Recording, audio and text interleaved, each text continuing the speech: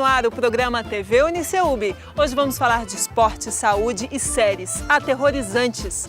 Nas quadras tem o jogador Pedro Mendonça. Na sala, aulas de direitos humanos. No estúdio, a polêmica dos antibióticos. E na internet, a série Black Mirror e um debate sobre comunicação, comportamento e novas tecnologias. O programa TV Uniceub está no ar.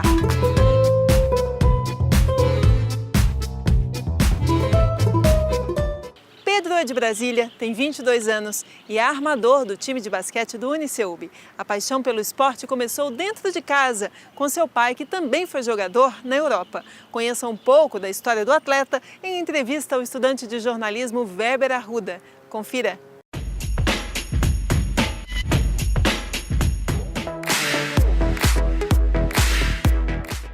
Defina o Pedro por você mesmo. Bom, sou jogador profissional do CEUB, sou armador, tenho 22 anos, tenho vários hobbies na minha vida, mas gosto muito de cinema, adoro assistir filmes, séries.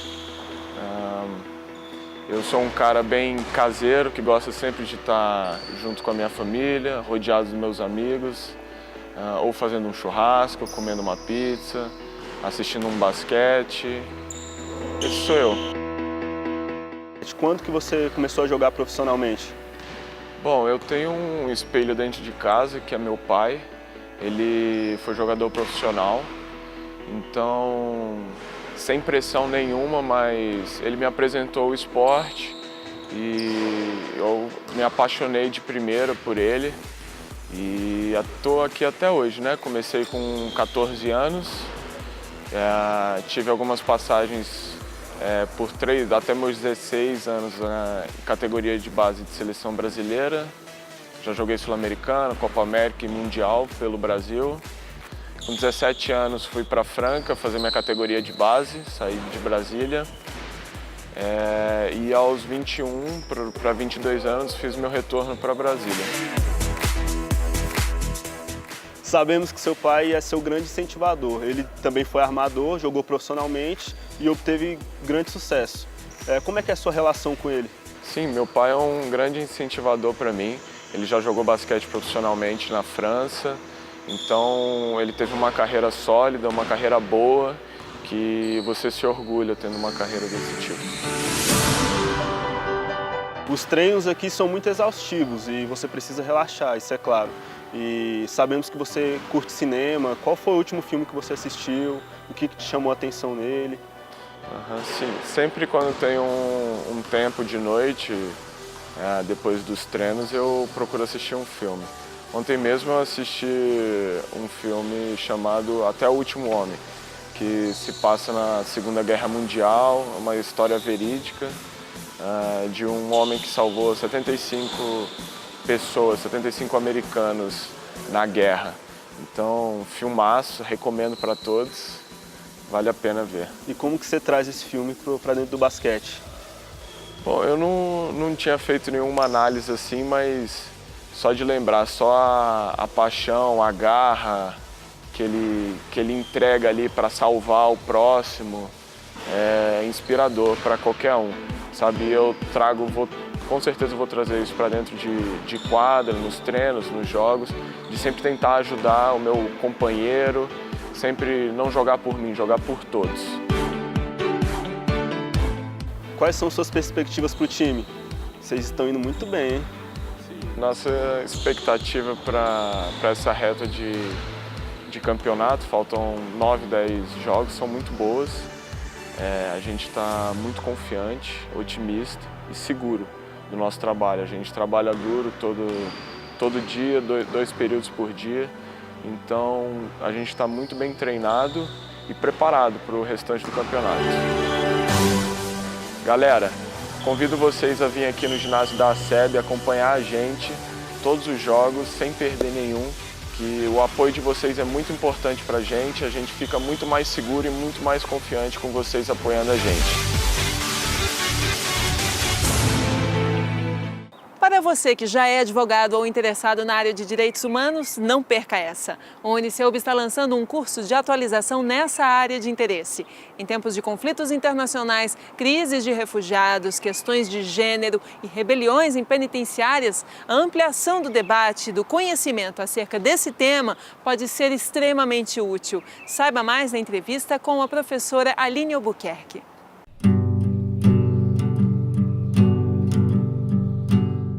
Nós vamos tratar de como os direitos humanos eles são processados no âmbito internacional. Porque se ocorre uma violação de direitos humanos, como essa vítima pode buscar a reparação dessa violação? Então, existe um processo para que essa vítima possa buscar essa reparação. E esse processo ele se dá sempre na esfera internacional. Então, o curso ele tem o objetivo de trazer para profissionais que atuam na área do direito ou não, porque às vezes existem profissionais que lidam com direitos humanos, mas não na área jurídica propriamente dita, estudantes, pessoas que estudam para concurso, ou seja, um conhecimento sobre como se dá esse processamento no âmbito internacional dos direitos humanos. Eu vou dar um exemplo para vocês. O caso Maria da Penha é um caso emblemático, é um caso sobre violência doméstica, um caso famoso, um caso que as pessoas conhecem. Esse caso, ele tomou essa proporção, essa visibilidade, muito em razão do fato de ter sido levado à Comissão Interamericana de Direitos Humanos. Mas, enfim, para que os direitos humanos servem? Como que eles podem realmente ajudar as pessoas na prática? Como que a Maria da Penha pode receber aquela indenização em razão daquela violação de direitos humanos? Então, as pessoas vão ter acesso a esses procedimentos que possibilitam com que realmente possa se levar um caso a um sistema internacional, ou como esse caso é tratado no sistema internacional, para que os direitos humanos saiam um pouco dessa abstração, desse discurso teórico e realmente possa chegar na prática e trazer algum benefício direto para as pessoas. Eu acredito que nós tenhamos uma dupla tendência. Por um lado, nós temos um certo retrocesso em direitos humanos, como restrição de imigração, discussão agora nos Estados Unidos sobre a legalidade da tortura, enfim, a guerra da Síria, chacinas no Brasil. Por outro lado, nós temos uma tendência maior, eu acredito nisso, de que no Brasil, principalmente no Brasil, onde há pouco conhecimento sobre os sistemas de direitos humanos, os sistemas internacionais, que com o aumento dessa ligação com o âmbito internacional, isso vai aumentar no Brasil. Cada vez mais profissionais vão buscar os sistemas internacionais, vão lidar com esses sistemas internacionais, vão trabalhar mais com direitos humanos. Esse curso ele começa em março, ele tem 20 horas, é um curso de 20 horas e ele é um curso que tem um aspecto interessante. Ele é um curso também prático, nós vamos trabalhar com os casos do sistema interamericano e casos da ONU. Então não é só um curso teórico, é um curso também teórico, mas um curso também que traz os casos. Por quê? Porque ele também tem o objetivo de trazer a jurisprudência internacional de direitos humanos para o profissional ou para o estudante. Estamos tomando antibióticos com tanta frequência e de forma tão inconsequente que este tem se tornado um problema gravíssimo. E se não tivermos mais como controlar as doenças do futuro? Sobre isso e muito mais a gente conversa daqui a pouquinho no estúdio Uniceub. A gente volta já. O Brasil é campeão na automedicação. Consumimos remédios sem restrição alguma. E um dos maiores problemas que podemos enfrentar no futuro, não muito distante, é a volta das doenças já controladas por causa do uso desenfreado de antibióticos. Aliás, os antibióticos não são só um problema nacional, mas mundial. Confira na entrevista do professor Henrique Moreira no estúdio Uniceub.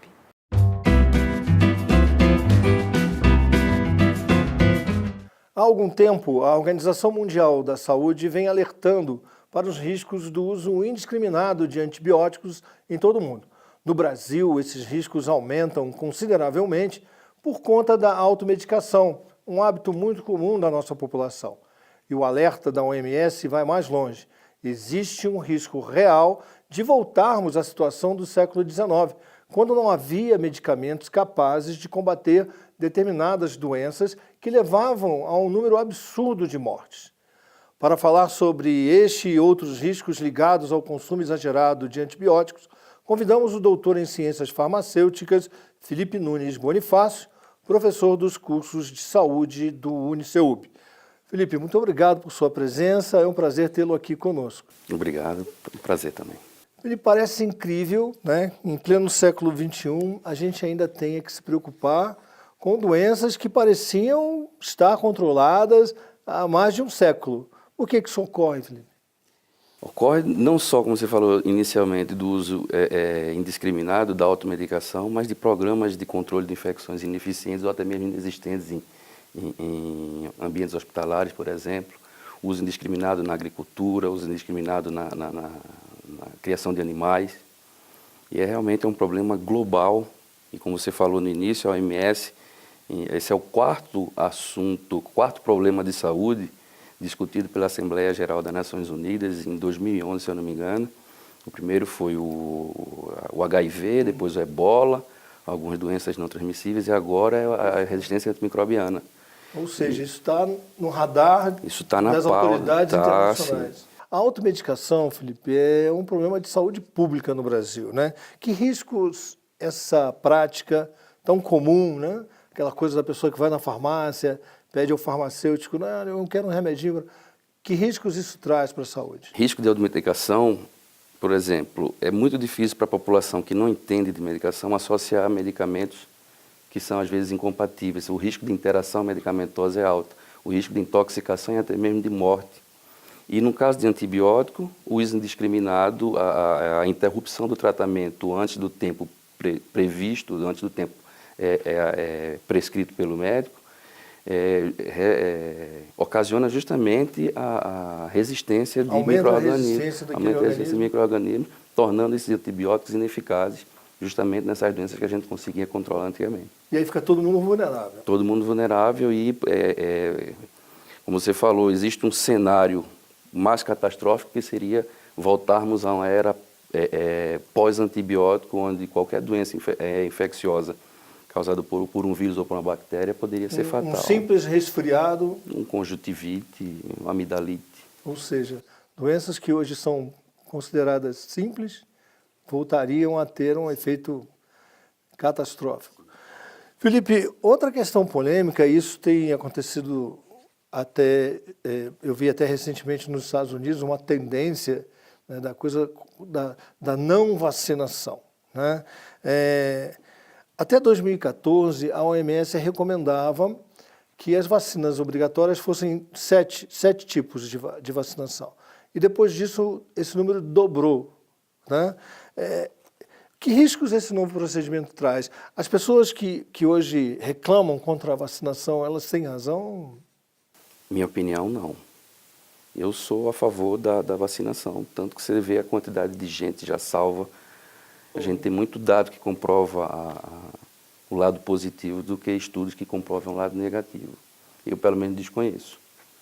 No Brasil, a gente tem algumas doenças que são muito específicas, eu não diria específicas, mas que atingem de uma maneira muito particular a nossa população. E as pesquisas que são desenvolvidas aqui, o caso da dengue, da chikungunya, né? Como é que é isso para um profissional dessa área? Como é que é se envolver numa pesquisa como essa? Quando tem um problema nacional, de uma amplitude importante, como chikungunya, como dengue, se torna até mais fácil pela mobilização governamental e o aporte de investimento. Fora isso, é complicado fazer pesquisa nacionalmente, justamente por falta de qualificação de alguns profissionais, mas principalmente por aporte de recursos. Mas não foi o caso da dengue, a gente já tem vacina sendo lançada pelo Butantan, a tetravalente, que é 100% o desenvolvimento nacional, em cooperação com o NIH, que é o Instituto Nacional de Saúde americano. E aí a gente já tem know-how, tem capacidade, Instituto Butantan, tem outros institutos que têm capacidade para desenvolver essas vacinas. E é reconfortante quando a gente vê profissional de saúde, quando a gente vê que a gente dá conta de fazer isso no Brasil. Isso, né? Tem algumas reclamações, a gente tem ouvido reclamações de que os laboratórios farmacêuticos, principalmente os laboratórios internacionais, os grandes grupos, né, não têm mais investido na pesquisa para doenças digamos, do terceiro mundo, doenças que atingem mais os países em desenvolvimento e se concentram em pesquisas em remédios e medicamentos que têm um custo mais elevado, maior complexidade. Que risco que isso traz para nós? O risco de você deixar populações de baixa renda ou populações desassistidas por falta de medicamento. O caso da bezetacil agora há pouco tempo, né, que parece que as pessoas não encontram mais, né? Já que você tocou em antibióticos, outro problema é o não investimento em descoberta de novos antibióticos. Se eu não me engano, desde do final da década de 90 que não é lançado um novo antibiótico no mercado. Então é um problema que é sabido acontecer, a resistência antimicrobiana, desde o lançamento da penicilina, mas e que desde a década de 90 que não é lançado. Então falta investimento e falta incentivo para essas indústrias voltarem a produzir, e isso vai ser obrigatório agora. Nesses planos que estão sendo elaborados, vai ter que ser obrigatório, porque senão não tem saída. Porque eles investem só naquilo que dá lucro, né, que tem um custo mais alto. Eu acho que existe um receio de investir tão pesado na descoberta de novo antibiótico, com o receio de você não ter tempo de reaver o investimento das pesquisas. Ou seja, já haver retorno. Porque se você lança aí daqui a 2, 3 anos a probabilidade de desenvolvimento de resistência antimicrobiana naquele seu produto, você vai perder dinheiro porque você investiu muito dinheiro. Você está correndo contra a capacidade da doença se readaptar. E é por isso que, fora esse investimento para as indústrias voltarem a produzir ou se lançarem em descoberta de novos produtos antimicrobianos, você vai ter que ter um trabalho geral de toda a população, que envolva desde o Ministério da Pesca para a Aquacultura, Ministério da Agricultura, Pecuária, Abastecimento, Ministério da Saúde, profissionais de saúde. E conscientizar as pessoas a não se automedicarem. A Anvisa já tem um programa de controle para impedir um pouco essa automedicação. Antibiótico desde 2011, com a portaria de 20 de 2011, depois revogada pela 68 de 2014, que controla a venda de antibióticos como produtos controlados. Agora a venda é tudo cadastrado pelo Sistema Nacional de Gerenciamento de Produtos Controlados. Ou seja, um controle... É um controle a mais, com retenção de receita, para evitar justamente esse uso indevido e indiscriminado. Tá bom. Felipe, muito obrigado. Queria agradecer a sua presença. Foi muito bom tê-lo aqui conosco. Um prazer. Semana que vem, no estúdio Uniceub, um novo convidado e um novo tema de interesse para todos nós. É no próximo domingo, às 10 da manhã, aqui na Band, hein? Até lá! Você tem virado as noites assistindo a série Black Mirror, refletindo sobre a perversidade das novas tecnologias? Pois não perca no próximo bloco um bate-papo especial sobre a série com uma especialista em comunicação. A gente volta já. Você fica até a madrugada assistindo a série Black Mirror? Anda meio assustado, pensando em excluir sua conta do Snapchat e do Instagram? Calma, sem desespero. Você não é o primeiro e nem será o último a se sentir desconfortável. Mas para quem estuda comunicação, comportamento humano e novas tecnologias, esse é um prato cheio. Quem vai falar com a gente sobre a série que se tornou um sucesso mundial é a pós-doutora em comunicação, Carolina Assunção.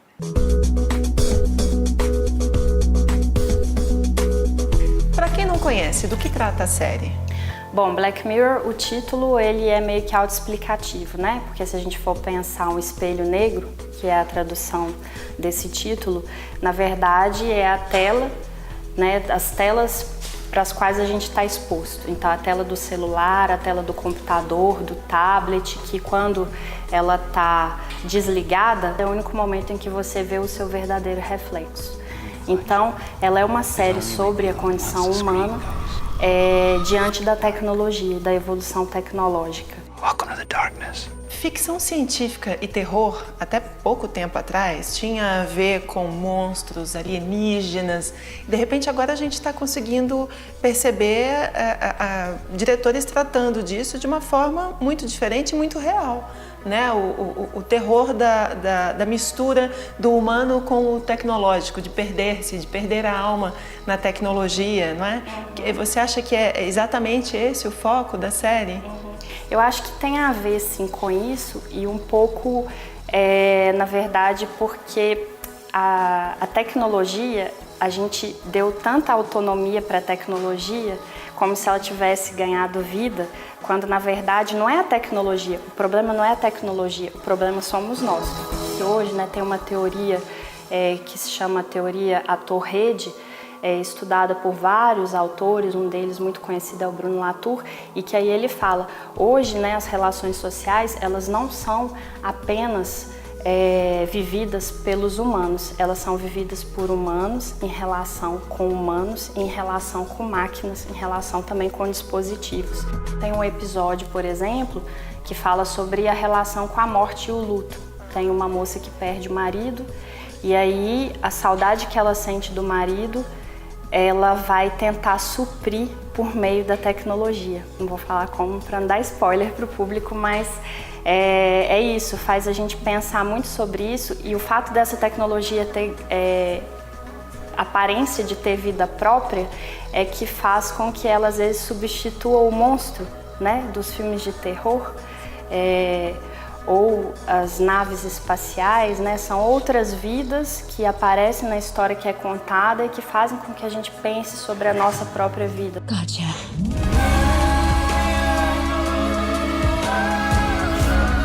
Não é a primeira vez que o avanço tecnológico aparece como vilão. Pode ser um vilão, não é isso? O filme O Show de Truman, por exemplo, mostra exatamente essa relação assustadora com os avanços, né?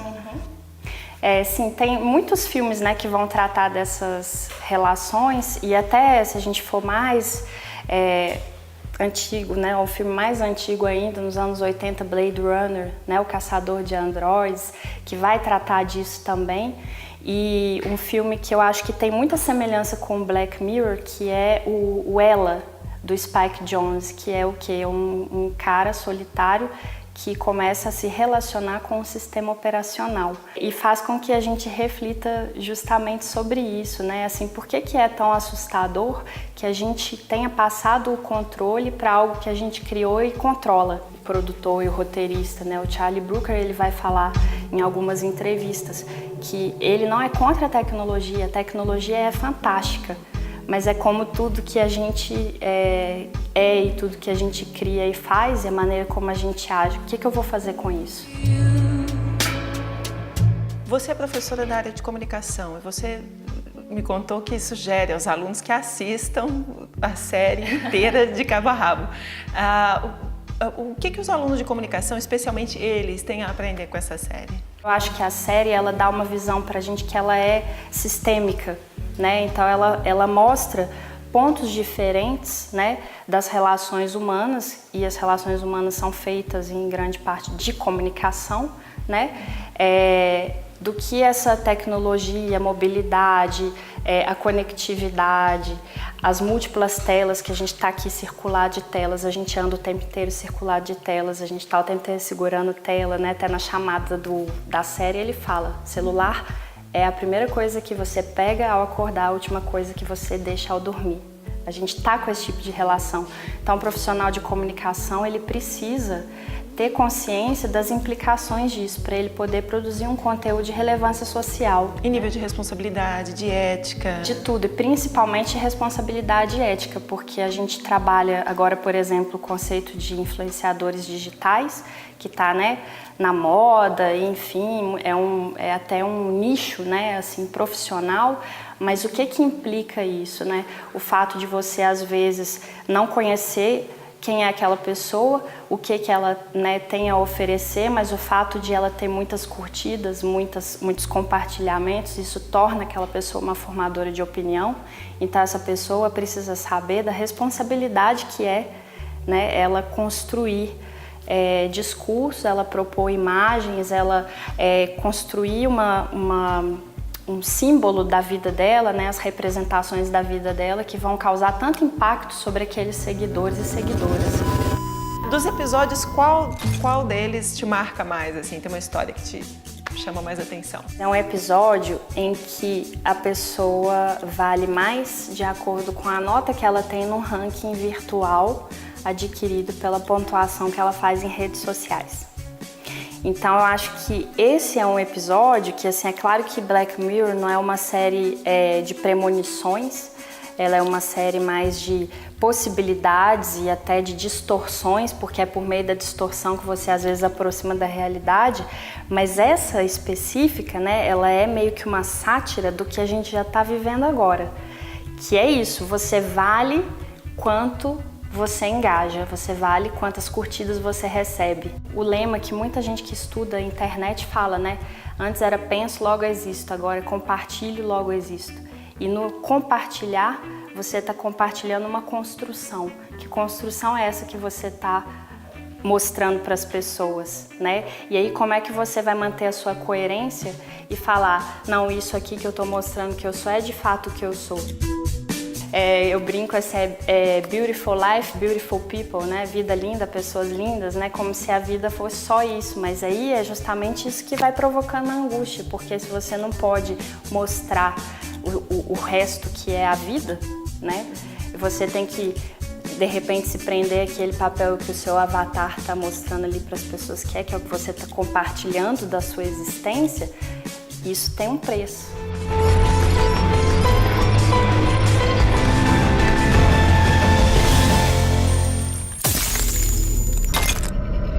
Esperamos que você tenha curtido o programa de hoje. Toda segunda-feira nós disponibilizamos as nossas reportagens na nossa fanpage no Facebook e no YouTube. Não deixe de ver, rever e compartilhar. Semana que vem, semana de carnaval, vamos mostrar a retomada das festas e ocupação dos espaços públicos aqui em Brasília com os blocos de carnaval de rua. Domingo que vem a gente se vê aqui. Até lá!